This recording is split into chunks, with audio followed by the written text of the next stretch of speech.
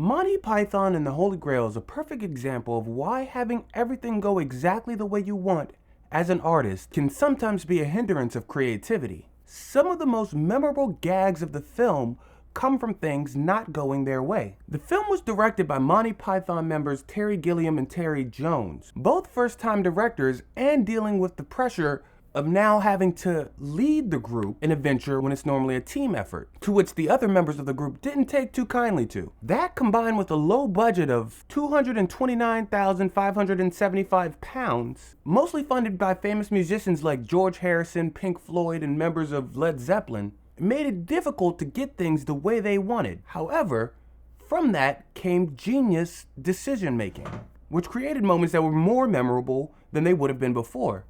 For instance, initially the Monty Python members wanted real horses in the film, but because they could not afford real horses, they came up with the coconut gag.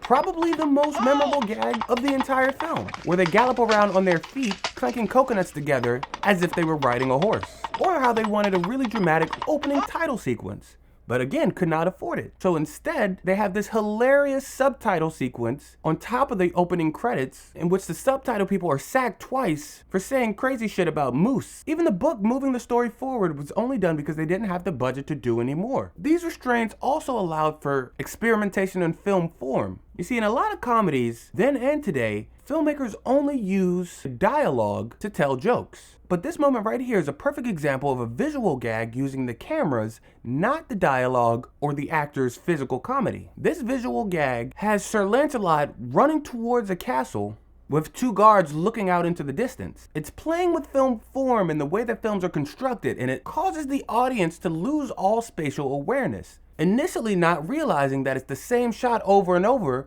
with Sir Lancelot running from the same distance. And then when it suddenly starts to dawn on the audience that it is the same shot, Sir Lancelot is magically at the castle, which catches both the audience and the guards off guard. The guards off guard.